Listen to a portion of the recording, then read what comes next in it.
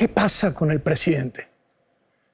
Creo que esta semana es una de esas en las que hay que marcar un alto en el camino y preguntar, ¿qué pasa con el presidente? A ver, incluso entre los más críticos, se le daba por un hombre bueno, un hombre bien intencionado. Podía uno estar en desacuerdo con sus métodos o los resultados de su gobierno, pero un hombre cercano al pueblo, con sentimientos. ¿Qué hemos visto últimamente? La figura de un hombre lleno de poder que cree que todo se trata de él, que todo lo que pasa es para golpearlo políticamente.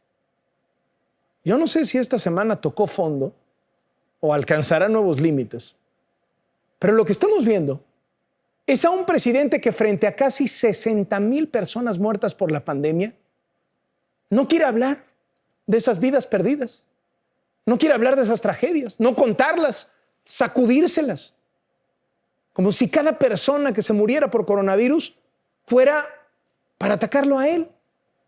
¿Qué le pasa? Tenemos a toda la chombada, a toda la sopilotada, contando todos los fallecidos. Es como su nota principal. ¿Por qué no les gusta el cambio? ¿Qué pasa con el presidente? Atacó a las mamás que protestaron porque les cancelaron las guarderías de sus niños. Atacó a las mujeres que se manifestaron contra los feminicidios. Atacó a los papás que pedían medicinas para sus hijos ante el desabasto. Atacó a las víctimas de la violencia, personas que han visto morir a sus familiares y solo marcharon pidiendo seguridad. Y ahora quiere esconder a los muertos de la pandemia bajo la alfombra. 140 días después de que murió el primer mexicano por COVID, 140 días después, el presidente propuso guardar un minuto de silencio. Ya llevábamos 50,000 víctimas. Y ese es justo el problema, que no quiere escuchar el número, porque ese número se le estrella en la cara como la prueba irrefutable de la pésima estrategia del gobierno frente al coronavirus. El presidente no quiere que hagamos comparaciones, pero pues ahí le va. Somos el tercer país con más muertos del mundo por la pandemia. Y por cierto, todos los países cuentan a sus muertos, porque nadie los quiere olvidar, porque hay que darles un lugar en la historia de esta desgracia. No es un tema personal, no es un tema político, es un tema de empatía, de solidaridad y de saber cómo vamos para evitar más muertes. ¿Recuerda lo del New York Times? Además de la cifra, en portada dedicó varias páginas a poner nombre y apellido a cada una de las 100,000 personas fallecidas hasta ese momento en Estados Unidos. Es información de interés público, es la salud, es la vida. Y nadie está exento de ser parte de esta cifra. Hablar del tema no es ir en contra de un gobierno o de un presidente. Es poner el foco de atención en la gente. Y también es un ejercicio de rendición de cuentas para los gobiernos.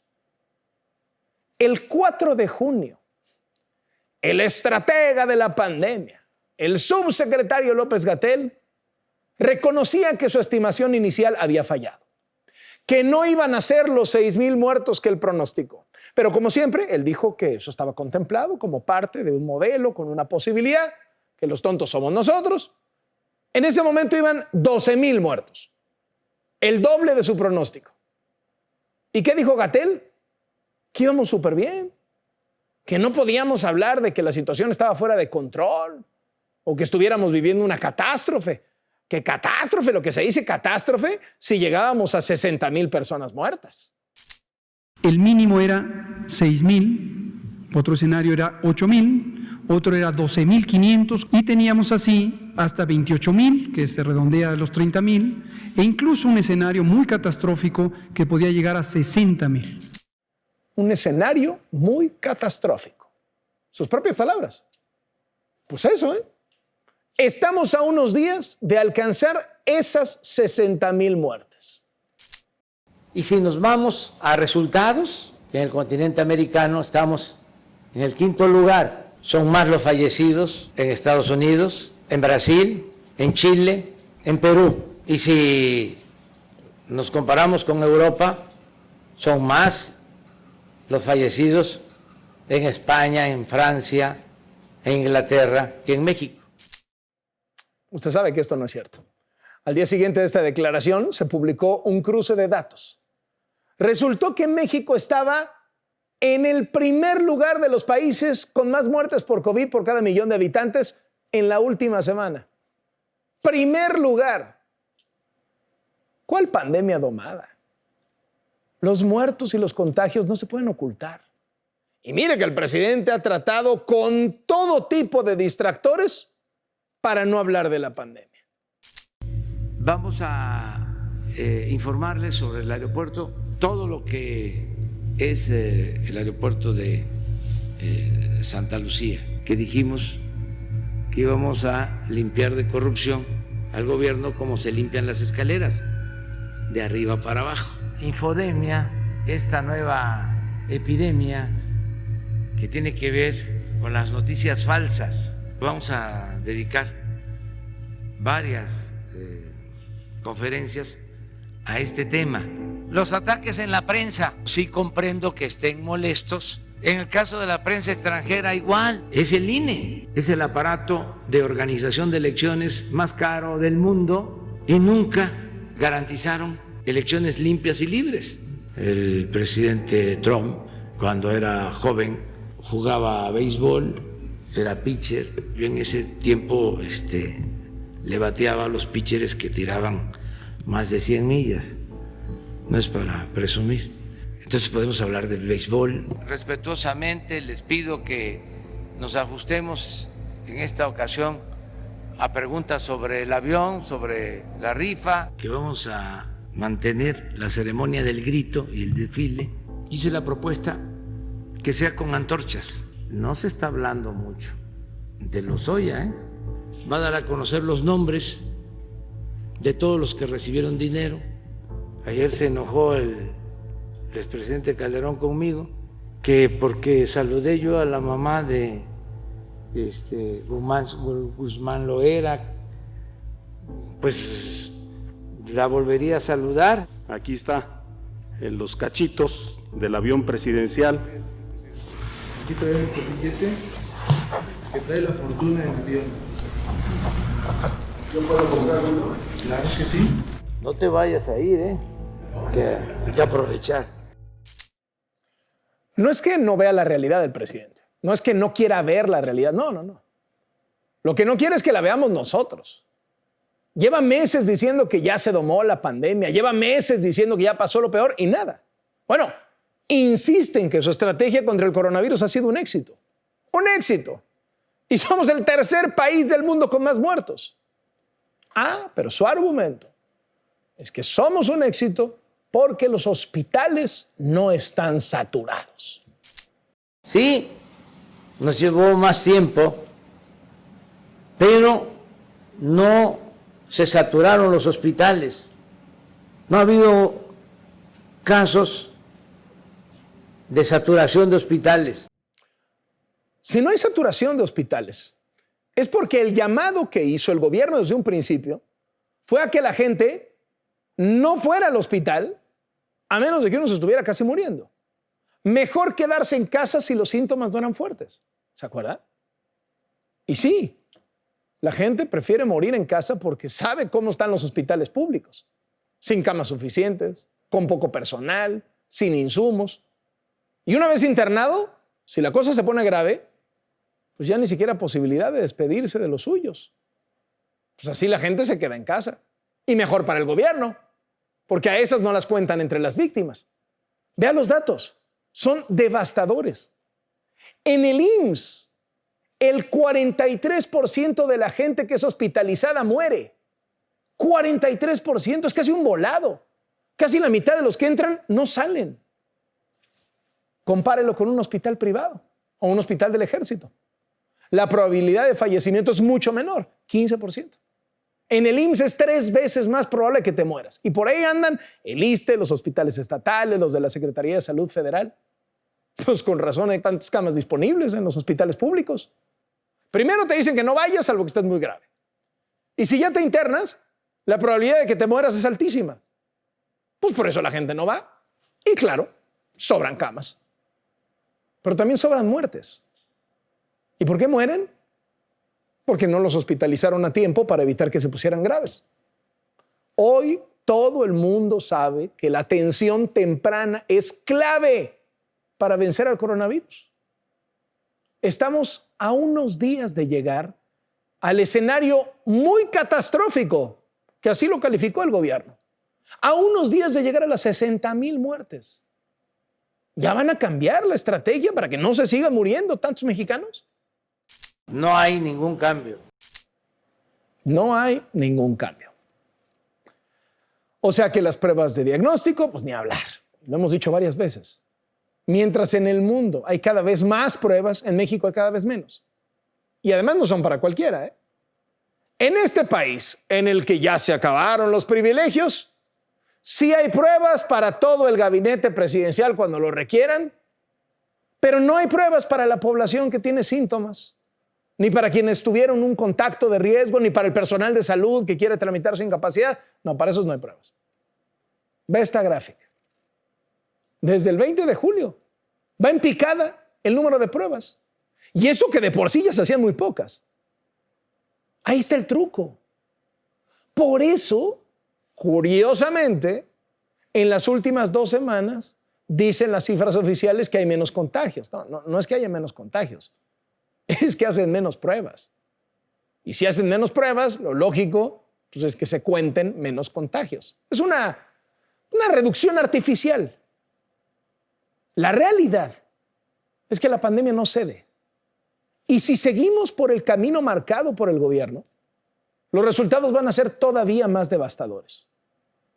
El escenario muy catastrófico va a ser un juego de niños, va a ser rebasado. Y el presidente debería entender por una vez que no siempre se trata de él, que la víctima no es él, que las víctimas son miles de mexicanos condenados por un gobierno que ha fracasado y es demasiado arrogante para aceptar un error y corregir la ruta. Soy Carlos Loret de Mola. Esto es Latinos.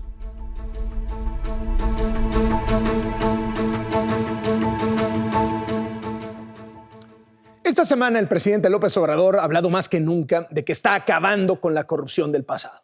Extraordinario. Una sugerencia. ¿Qué tal si también acaba con la corrupción del presente? Esta investigación de Latinos descubre que el IMSS pagó 215 pesos por cubrebocas que cuestan 15 pesos. El sobreprecio es de 1,400%. Uno de los contratos millonarios, ¿sabe quién lo recibió? El hermano de la que fue senadora suplente de la poderosa morenista Dolores Padierna.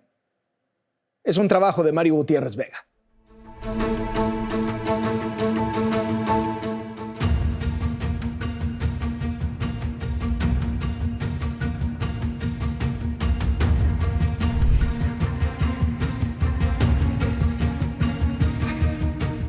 El Instituto Mexicano del Seguro Social compra a sobreprecio millones de mascarillas hospitalarias de la marca 3M. Lo hace a revendedores e intermediarios que no están autorizados por la firma estadounidense para comercializar sus productos. Con el pretexto de atender de forma urgente la pandemia provocada por la COVID-19, la sede central del IMSS y las delegaciones de Chiapas, Quintana Roo, Baja California y Sonora han evitado concursos y licitaciones para hacer compras directas que suman más de 60 millones de pesos. El sobreprecio que aplican es de 3 hasta 14 veces superior al costo con que 3M comercializa sus productos. Una de las adjudicaciones más recientes la realizó el 22 de julio la delegación del IMSS en Chiapas. La empresa beneficiada fue CM del Golfo, con sede en Villahermosa y dedicada a la construcción de obras hidráulicas, eléctricas y viales. Entre sus clientes se encuentran Pemex y la Comisión Nacional del Agua. La delegación de Chiapas le compró 71,670 mascarillas 3M, modelo 1804, que deberán comenzar a entregar este mes. Cada una fue adquirida en 215 pesos. En su lista de precios para Estados Unidos, 3M la vende en 68 centavos de dólar, lo que equivale a 15 pesos, considerando el tipo de cambio a 22 pesos por dólar. En este caso, el IMSS compró cada mascarilla 200 pesos más cara. 3M del Golfo es una constructora propiedad del tabasqueño José Rubén Ferrer del Río. No comercializa productos de salud y tampoco aparece en el catálogo de proveedores que el IMSS tiene en Internet. José Rubén es hermano de Emma del Pilar Ferrer del Río, asesora y suplente de la senadora Dolores Padierna en las legislaturas 62 y 63 del Congreso Federal. Uno de sus compañeros de bancada fue Zoé Robledo, actual director del IMSS. Coincidieron en la fracción del PRD, pero en 2017 Robledo se cambió al bloque formado por el PT y Morena. Otra de las compras a sobreprecio en el IMSS la realizó la delegación en Quintana Roo. La beneficiada fue Cirugía General Especializada y Obesidad, empresa que ofreció 152,000 mascarillas de la marca 3M a 160 pesos cada una. El contrato representó para el IMSS un gasto de 28 millones de pesos. En mayo, el IMSS ya estaba alertado de los problemas que podría tener al comprar a intermediarios. Su delegación en Baja California canceló un contrato con la empresa Celarium porque incumplió con la calidad de 110,000 mascarillas 3M modelo 1870. El IMSS abrió un proceso de sanción contra Celarium, que había vendido cada pieza 56 pesos más cara que el precio de lista de 3M en Estados Unidos. Después de esta cancelación, la misma delegación le entregó una adjudicación directa a Fernando Cuen Sandoval para obtener 10,000 de estas mascarillas 3M en 150 pesos cada una. La delegación del IMSS le asignó el contrato el 22 de mayo y otra vez compró a sobreprecio a un intermediario no reconocido por 3M. Las compras del IMSS en Baja California no se detuvieron. En mayo, también adquirió 1,051 mascarillas 3M modelo 8210 a Jonathan Rosas Molina, licenciado en informática y profesor en la Universidad Autónoma de Baja California. El IMSS pagó 238 pesos por cada una. En su precio de lista, 3M la vende en 29 pesos. El domicilio que Rosas Molina le dio al IMSS es el número 498 de la avenida Mil Jiménez Solís, en Mexicali. Ni él, ni la vivienda aparecen en registros de anteriores ventas al instituto. En Chiapas, el estado natal del director del IMSS, Zoé Robledo, se encuentra una empresa beneficiada por estas adjudicaciones directas. El 5 de abril, la Dirección de Administración del IMSS notificó a Henry Cameron Alemán, representante de la empresa Omniproductos de Consumo Alópata, que le compraría entre 3 millones y 7.5 millones de mascarillas N95 modelo 1860 de la marca 3M. Omniproductos de Consumo Alópata no es distribuidor autorizado de 3M en México y no se encuentra en el catálogo de proveedores del IMSS disponible en su página de internet. Tampoco hay registro de compras previas en Compranet ni en el portal de adquisiciones del instituto. Su domicilio es una pequeña oficina ubicada en el primer piso del número 1357 de la calle Quinta Poniente Norte, en la colonia Niño de Atocha de Tuxtla Gutiérrez. En Sonora, la delegación del IMSS también hizo 2 compras con sobreprecio por mascarillas equivalentes al modelo 1804 de 3M. Comercializadora Las Industry y Gabriel Higuera Huitrón recibieron cada uno un contrato por 20,000 mascarillas de uso hospitalario. El modelo 1804 cuesta 15 pesos en Estados Unidos. El IMSS compró mascarillas similares a las de 3M en más de 90 pesos cada una. Además del sobreprecio, comprar mascarillas hospitalarias a proveedores desconocidos no ofrece garantía en la calidad de los productos ni certeza de que serán entregados a tiempo. El personal médico del IMSS ha denunciado que recibe mascarillas de baja calidad que imitan las N95 de 3M. Esto pone en riesgo su salud. En mayo, una enfermera del Hospital Regional de Orizaba portaba una mascarilla KN95 que se rompió cuando revisaba pacientes en el área COVID. El IMSS aceptó que esas mascarillas estaban defectuosas y las almacenó. Consultada para este reportaje, la empresa 3M informó que en este momento no todos sus distribuidores tienen mascarillas hospitalarias disponibles. Sus fábricas en todo el mundo se encuentran a su máxima capacidad y desde enero, 3M ha duplicado su producción de respiradores N95 a 1,100 millones de unidades. En junio, 3M denunció que hay personas y empresas que se hacen pasar por representantes de la compañía y prometen entregar sus productos a precios elevados. Desde que inició la pandemia provocada por la COVID-19, 3M endureció sus prácticas para evitar fraudes y la especulación de precios de sus mascarillas. La firma estadounidense ha entregado estrictos lineamientos anticorrupción y ha reiterado que solo trabaja con distribuidores autorizados, sin intermediarios ni revendedores. El IMSS no necesita intermediarios para obtener productos 3M. Días antes de dar el visto bueno a la propuesta de Omniproductos de Consumo Alópata, la Dirección de Administración del Instituto le adjudicó a 3M México un contrato por 282 millones de pesos con vencimiento el 31 de diciembre de 2020. 3M informó a Latinus que en los últimos meses ha vendido cerca de 1 millón de mascarillas al mes a entidades de salud pública y privada en México. Lo ha realizado directamente y a través de sus distribuidores autorizados. Su objetivo es incrementar esa cantidad mensual a partir de agosto.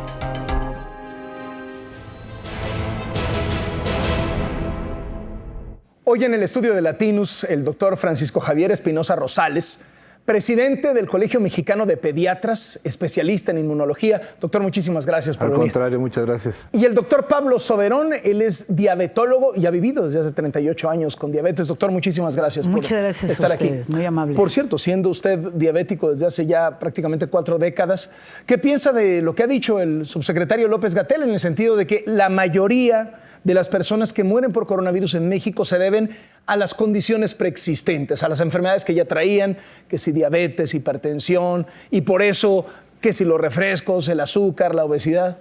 Mira, te voy a ser sincero. Vamos a tomarlo con además las cifras muy precarias que tienen aquí en México, pero son cifras extraordinariamente iluminativas, o sea, te dicen mucho de lo que está pasando. Los pacientes que tienen muerte por coronavirus, atribuible a coronavirus, del gobierno, el 25% de ellos son pacientes con obesidad, el 75% no son obesos. De esos pacientes, de esos 49,000 pacientes que han muerto aproximadamente, casi 50,000 ahora, el 33%, 35% aproximadamente, tiene diabetes mellitus. Y el 47% hipertensión arterial, es decir, realmente la gran mayoría no tiene comorbilidades. ¿Y entonces por qué está diciendo el gobierno lo contrario? Porque es lo que conviene. Es lo que a ellos les conviene decir. Digamos, ¿para sacudirse la responsabilidad o qué? Es la tesis que les conviene, con la cual se quieren casar. Es una tesis que además mundialmente sí existe. La condición preexistente de los pacientes con coronavirus con una muerte sí es la obesidad. Sí, sí. O sea, usted no está disputando que en efecto las condiciones preexistentes te pongan peor con el coronavirus. Lo que dice usted es, eso no es lo que está causando tantas muertes en México. No es lo que está causando tantas muertes en México. ¿Y qué es lo que está causando tantas muertes en México? Mira, se conjunta, porque hay mucha gente que no cree en el coronavirus y hay otra más que no cree en el cubrebocas. El cubrebocas, esta cosita tan pequeña, nos puede salvar. Yo lo traía puesto y nos saludamos con cubrebocas. Así es. Ahorita tenemos sana distancia, por eso no lo tenemos. Sin embargo, el cubrebocas, el paciente que tiene cubrebocas y ve a otro paciente con cubrebocas y alguno de los dos está infectados, disminuye en un 89.5% la probabilidad de infección.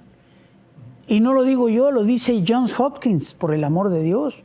O sea, hay estudios validados, científicamente validados, sobre la utilización del cubrebocas.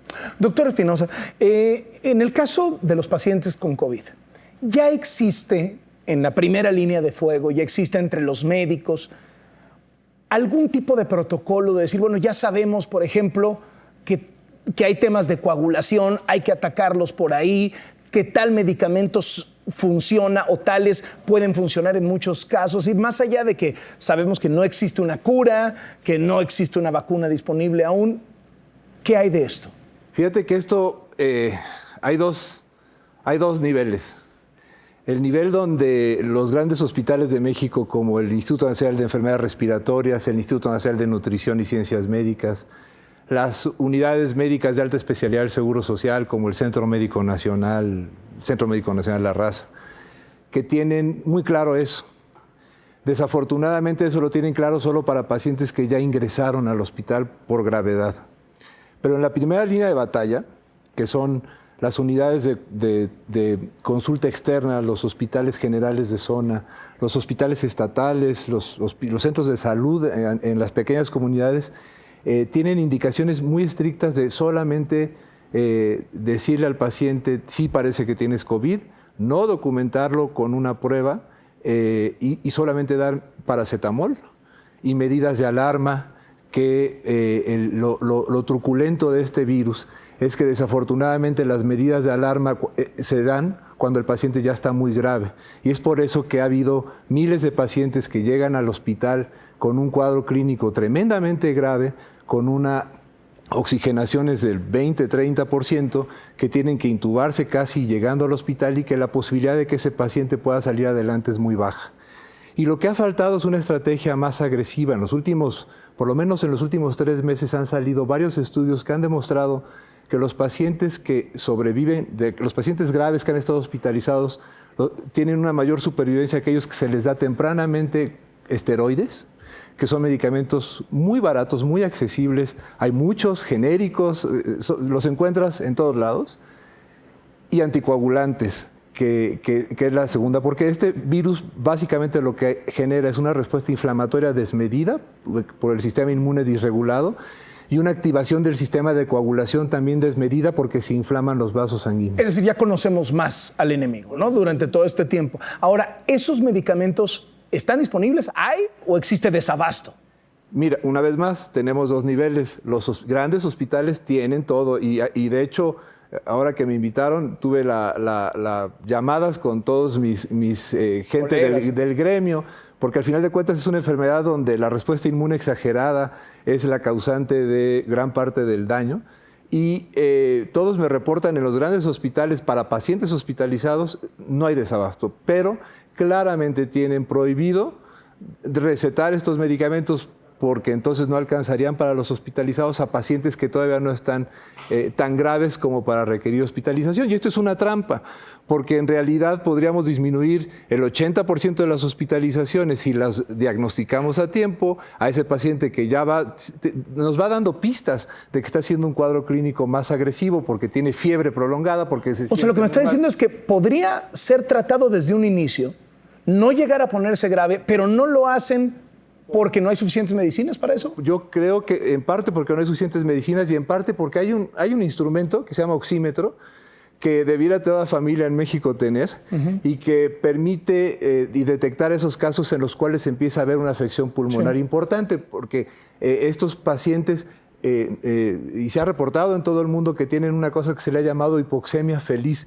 es decir, tienen una muy baja oxigenación de sus tejidos, pero los centros de alarma en el cerebro no se dan cuenta y entonces no genera esta sensación de dificultad respiratoria o de respiración muy agitada que vemos. Seguramente todos hemos tenido algún chiquito o algún paciente que ha tenido una bronconeumonía y una de las primeras cosas que nos llama la atención ¿le falta el aire? Es la falta de aire. Estos pacientes la presentan muy tardíamente y a veces tan tardíamente que desafortunadamente ya no hay nada que hacer por ellos. Ahora, doctor Soberón, sí, las muertes ¿han sido entonces por negligencia del gobierno en buena medida? Mira, yo creo que entendiendo que claro que el coronavirus mata. Estoy de pero acuerdo. hay grados, ¿no? Somos hay grados. el país número 3 en muertes del mundo. Estoy de acuerdo. Somos el país número 3 de muertes en el mundo. En gran parte, te lo digo y hay que decirlo, es más bien por la gran negligencia de la gente.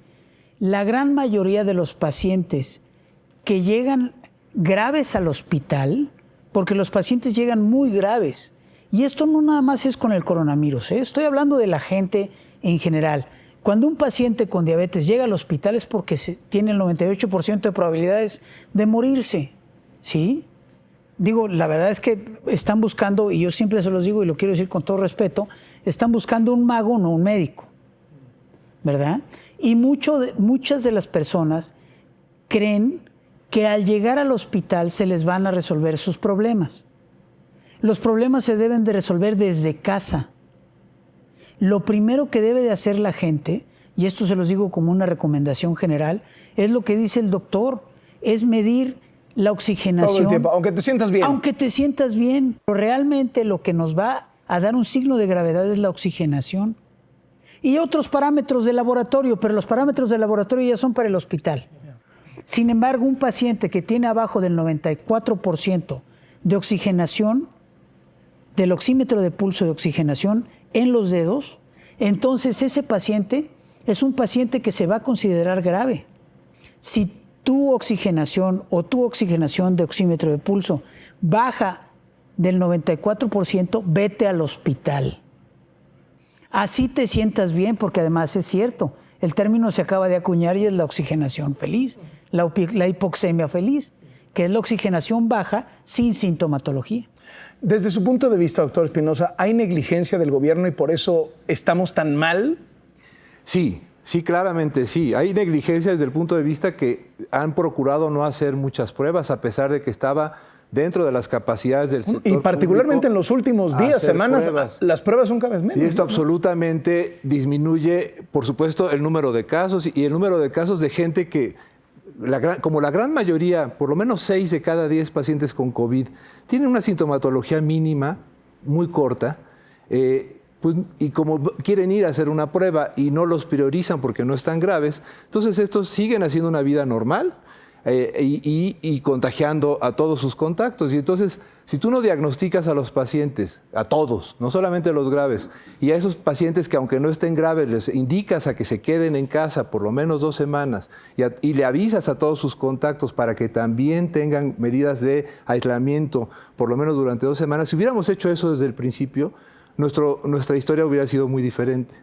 La tercera cosa es hoy día no darle al paciente que le dicen sí tiene COVID, pero solo le dan paracetamol y unas medidas de alarma, decir, oiga, no, si usted tiene estos síntomas, empieza a tomar esto, consiga un oxímetro, porque podemos detener los fenómenos de coagulación desenfrenada y de inflamación desenfrenada, que son los que hacen que acabe necesitando hospital. Si intervienes tempranamente con un glucocorticoide más anticoagulante y aquel que requiere oxígeno, tratas incluso de mantenerlo con el oxígeno mínimo necesario. De hecho, hoy día toda la tendencia es a no intubarlos, porque mucho del daño que acaban teniendo es por la intubación, a veces demasiado temprana. Puede hacer que estos pacientes se queden en sus casas, no requieran oxígeno solamente con estas 2 medidas, que es el uso temprano de esteroides, de corticoides, por dosis moderadas y tiempos cortos para evitar efectos secundarios, y el anticoagulante para evitar los fenómenos de trombosis, que son las 2 cosas que son catastróficas para los pacientes. Parece haber consenso internacional y nacional de que México subestima tremendamente las cifras. Parece que hay aproximadamente 30 casos por cada caso que reconoce el gobierno oficialmente y hay más o menos el triple de muertos. O sea, estaríamos ya en la zona de las 150,000 muertes reales. ¿Está a tiempo el gobierno de cambiar la estrategia? Yo creo que sí. Nunca se es tarde, ¿eh? Eso es bien importante. Nunca se puede estar tarde. Cuando se aplican las medidas necesarias, sobre todo por parte del gobierno, quiero ser muy claro, sí la gente puede ser negligente, pero la gente es negligente, o sea, respondiendo a un estímulo del cual el gobierno no lo ha recibido, ¿sí me explicó? No lo ha recibido del gobierno. No ha puesto el buen ejemplo el gobierno. En lo más mínimo, y lo vemos diario, ¿sí? O sea, esas afirmaciones de me voy a poner el cubrebocas cuando se acabe la corrupción, son tremendamente... No la traeríamos nadie, ¿no? No, bueno, sí me explico, o sea, suena chunga, porque además ya tomar a un gobierno de chunga es bastante serio, pero es la realidad. Y honestamente, muchos de los pacientes con diabetes que se mueren es porque la diabetes está descontrolada, ¿sí? Y se mueren las comorbilidades que están descontroladas. No un paciente con diabetes que se le da coronavirus se va a morir. Quiero ser muy claro. Y el uso de los corticosteroides, por parte de los mismos médicos, les da mucho miedo con los pacientes con diabetes y los obesos, porque puede provocar una descompensación. Sin embargo, es necesario utilizarlo y compensar esa compensación, valga la redundancia, con insulina. Sí, en estos casos, la insulina es muy necesaria. Es decir, ya hay rutas, ya hay vías, ya existen en el mundo mejores defensas, pero México parece ignorarlas. Y el mensaje ha sido tremendamente responsabilizar a la población, quédense en su casa y sana distancia. Cuando tenemos un país donde más del 60% de la población vive al día y que su familia va a comer solo si la persona trabaja ese día y llega con ingresos de ese día, no se puede quedar la gente en su casa. Entonces, las medidas eran mucho más agresivas de, sí, claro, los que puedan mantener sana distancia y quedarse en casa está padrísimo, pero usen cubrebocas y hacerlo Pruebas. obligatorio. Y Pruebas haber puesto y rastreo, ¿no? ejemplo y pruebas aleatorias, por un lado, en los lugares de máxima concentración de gente, y pruebas a todo aquel que tenga la menor sintomatología y hacerlo de un acceso fácil. Hoy te reto a que hagas una prueba en el sistema de la Ciudad de México de Locatel. Si bien te van a dar cita para dentro de 2 días. Y tú ya tienes síntomas a lo mejor hace 2.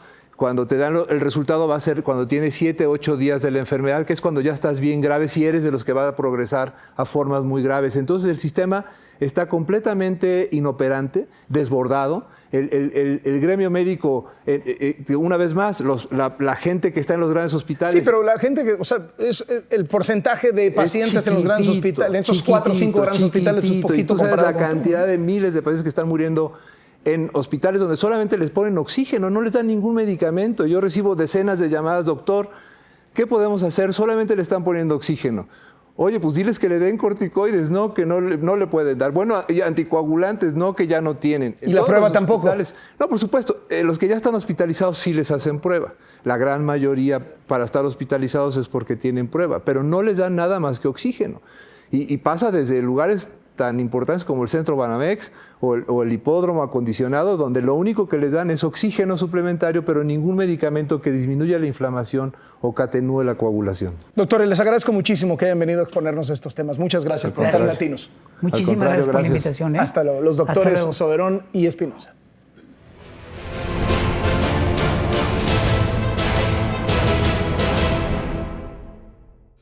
El presidente no quiere que hablemos de las muertes por la pandemia. Aquí vamos a hablar de las muertes por la pandemia.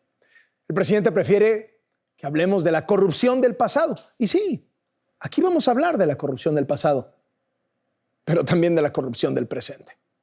Nos vemos la próxima semana.